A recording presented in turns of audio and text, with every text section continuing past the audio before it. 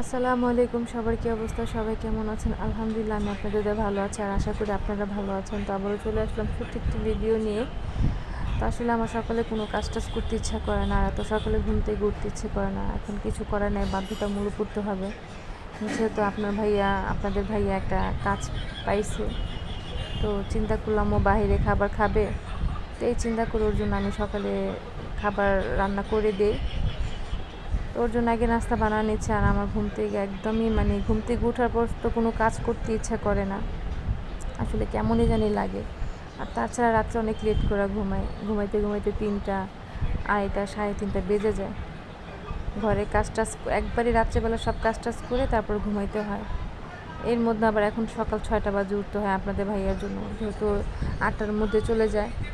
তো 6টা বাজে উঠে দেখা গেলো ওর জন্য আমার আগে খাবারটা রেডি করতে হয়।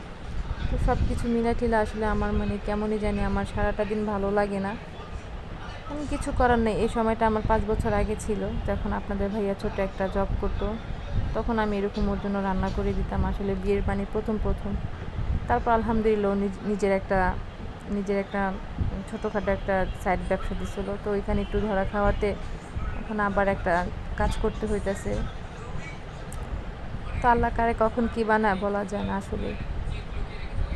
আমার বিয়ের পরও কাজ করছে, তারপরে ও নিজে একটা ব্যবসা দিছে, এখন আবার কাজ করতেছে। তো যাই হোক, সব কিছু মিলে আলহামদুলিল্লাহ, আল্লাহ যেমনটা রাখছে আল্লাহর কাছে শুকরিয়া। আমার থেকে অনেক খারাপ মানুষ আছে যারা দিন আনে দিন খায়, এমনও সময় যায় না খায়া থাকে। তো তার থেকে আলহামদুলিল্লাহ আমি অনেক ভালো আছি, অনেক সুখী আছি। আচ্ছা, সবচেয়ে বড় কথা কি, কাজকে কখনো ছোট করে দেখতে হয় না, নিজের ব্যবসা হোক আর পরের কাজ হোক, কাজ তো কাজই। একদিন বসে থাকেন, দুদিন বসে থাকেন, কেউ আপনাকে সাধবে না 1 প্লেট ভাত, বা বলবে না নিয়ে 500 টাকা, এটা নিয়ে সদাই কিন। তো নিজের বল বহু বল। আমি 8 মাস কষ্ট করে আমি দেখছি আসলে এই পৃথিবীতে কেউ না, সবই স্বার্থবাদী। টাকা থাকলে সব হয়।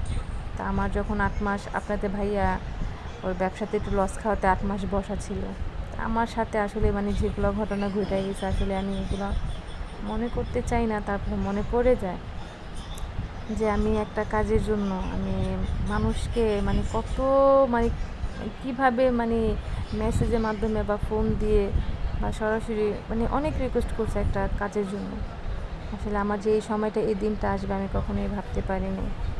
তো যে বললাম না, আল্লাহ কারে কখন কী বানায় দেয় ঠিক নেই, বলা যায় না। তো আলহামদুলিল্লাহ এখন আপনাদের ভাইয়া কাজ করে আমার মনে হয় যে এখন আমি আলহামদুলিল্লাহ অনেক ভালো আছি বা ভালো থাকবো।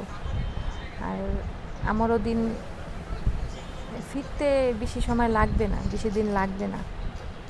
আমার বিশ্বাস যে আল্লাহ আবার আমার আগের দিনটাকে ফিরিয়ে দিবে। আমার হাজব্যান্ড আগের মতো নিজের ব্যবসা করবে, আর আমি আমার মতন থাকবো। তো ওর জন্য খারাপ লাগে আসলে, ও সকালে ঘুম থেকে তাড়াতাড়ি উঠতে হয়, দেখা গেলো ওরও ঘুম পূরণ হয় না। তো কিছু করার নেই, এখন বাধ্যতামূলক, যেহেতু সংসার হয়েছে, ছোট একটা বাবু আছে, ওরও একটা খরচ হয়, সাংসারিক একটা খরচের ব্যাপার আছে। তো আসলে সব কিছু মিলাঠিলে একটু ও ডিপ্রেশনে ছিল। তো এখন আলহামদুলিল্লাহ ও মাঝে মধ্যে ওর খারাপ লাগে যে যে ছেলেটা দেরি করে ঘুম থেকে উঠতো, বা নিজের একটা ব্যবসা ছিল, এখনও তাড়াতাড়ি ঘুম থেকে উঠে, বা সকাল সকালে ও কাজে চলে যায়, সারাদিন আমি একা একা থাকি। আমারও ভালো লাগে না অ্যাকচুয়ালি। আমাদের দুজনের মধ্যে এমন এতটা মিল যে আমরা দুপুরে সকালে একসাথে খাওয়া দাওয়া করতাম। দেখা গেলো আমি যদি কাজে ব্যস্ত থাকতাম, ও কখনোই খাইতো না, আমার জন্যই বসে থাকতো। তো এরকমটাই যাতে সবসময় থাকে, আমাদের জন্য দোয়া করবেন, আমরা যাতে ভালো থাকি, সুস্থ থাকি, আর আমাদের দিনগুলো যাতে আল্লাহ ভালো রাখে, আর আমার আগের দিন যাতে আল্লাহ আমাকে ফিরিয়ে দেয়, আগের মতন যাতে আমরা হাজব্যান্ড ওয়াইফ একসাথে থাকতে পারি। তো সবাই আমাদের জন্য দোয়া করবেন, আর আমার হাজব্যান্ডের জন্য দোয়া করবেন, ও যাতে ভালো থাকে, ও যেহেতু বাইরে যায়। তো সবাই আমাদের জন্য দোয়া করবেন।